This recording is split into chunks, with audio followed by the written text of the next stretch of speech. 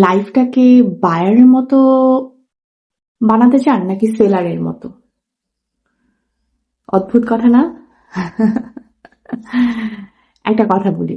মনে করেন আপনার অফিসে আজকে খুব ইম্পর্টেন্ট একটা মিটিং আছে। সেই মিটিং এ আপনাকে যেতে হবে। কিন্তু আপনি খুব চিন্তা করছেন যে আমি কিভাবে যাব, সেখানে বস আমাকে কিভাবে নিবে বা কিরকম আচরণ করবে, আমার কলিগরা আমার সাথে কিরকম আচরণ করবে বা আমার যে আজকে প্রেজেন্টেশনটা দেওয়ার কথা সেটা আমি ঠিকভাবে দিতে পারবো কিনা, তাই না?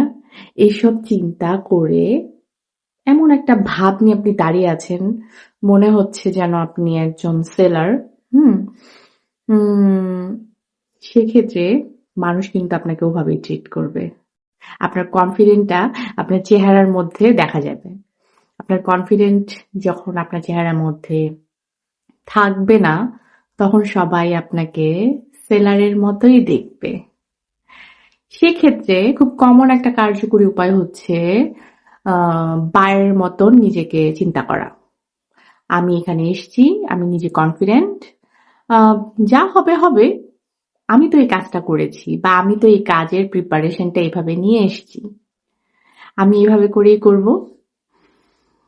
এটা হলো বায়ের মতো নিজেকে চিন্তা করা।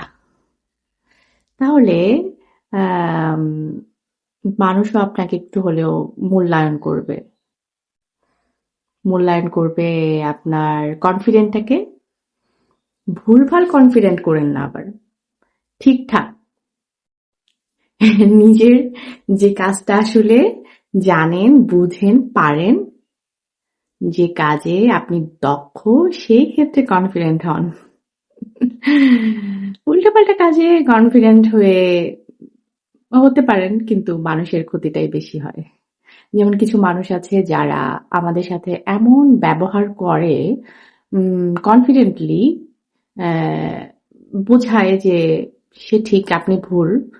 দেখেন সেও তো কনফিডেন্ট, কিন্তু আলটিমেটলি তার কনফিডেন্ট হওয়াটা না তার জন্য শুভ, না আপনার জন্য বা যারা তার কথা শুনছে, তাই না?